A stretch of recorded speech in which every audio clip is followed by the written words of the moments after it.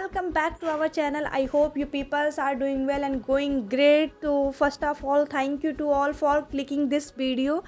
तो या अब करते हैं अपने फर्स्ट लॉट को स्टार्ट, जिसमें मैं करने वाली हूँ इकोनॉमी नोट्स को रिवीजन और उसमें मैं पढ़ूँगी inflation, GST council, monetary policy. तो जी सबसे पहले इन्फ्लेशन की बात करेंगे, जिसमें मैं पढ़ूँगी फिलिप्स कर्व।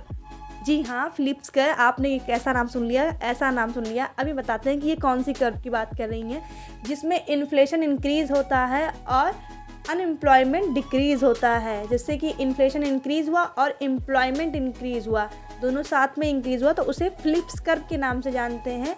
और उसके बाद पढ़ूंगी स्टैगफ्लेशन। तो स्टैगफ्लेशन, इन्फ्लेशन जब इंक्रीज़ होता है तो अनएम्प्लॉयमेंट भी इंक्रीज़ होती है, मतलब यहाँ पे कोई एम्प्लॉयमेंट जनरेट नहीं होता है।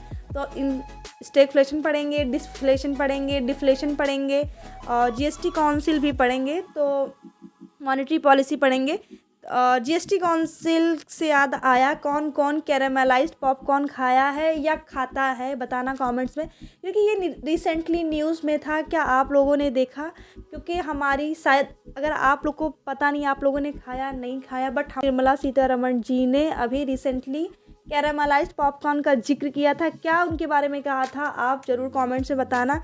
तो यह सेकंड स्लॉट के लिए क्या करते हैं, उसके लिए वीडियो के एंड तक ज़रूर बने रहें। तब तक के लिए bye bye and keep motivated.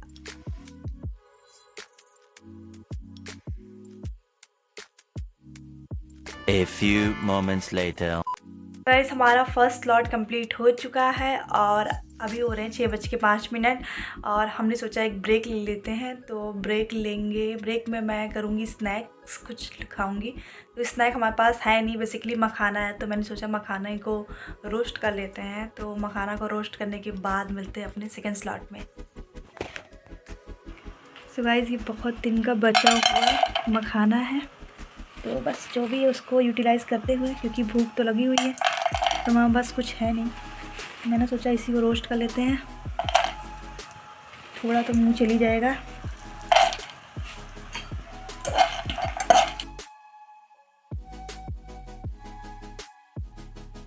ये अपना सेटअप रेडी, मखाना भी हमने रोस्ट कर लिया है और अभी टाइम तो 6:15 ही हो रहे हैं।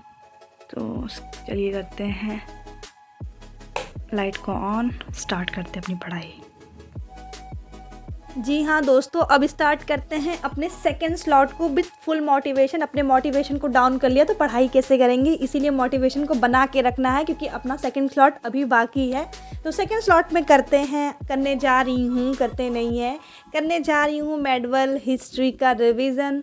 जी हाँ, मैंने हिस्ट्री भी लगे हाथ उठा ही लिया है, क्योंकि मैंने काफ़ी दिनों से हिस्ट्री पढ़ा नहीं है। तो मैंने सोचा भाई इनको पढ़ लेते हैं, क्योंकि मैं जल्दी फैक्ट्स को भूलती हूँ। तो सोचा कि मेडिवल हिस्ट्री को पढ़ते हैं। तो या बस मेडिवल हिस्ट्री को पढ़ते हैं। मेडिवल हिस्ट्री में क्या पढ़ते हैं, मैं करूँगी दिल्ली सल्तनत और Bahmani empire, Vijayanagara empire, Mughal empire और भक्ति मूवमेंट भी सोचा कंप्लीट कर लूँगी अगर टाइम मिला तो चलिए दिल्ली सल्तनत के क्रोनोलॉजिकल ऑर्डर को भी कंप्लीट कर लेते हैं। तो सबसे पहले होता है स्लेव या मैमलुक डायनेस्टी, जो 1290 AD तक होता है। उसके बाद Khilji dynasty, Tughlaq dynasty, Syed dynasty, Lodhi dynasty, हो गया इनका chronological order. One eternity later.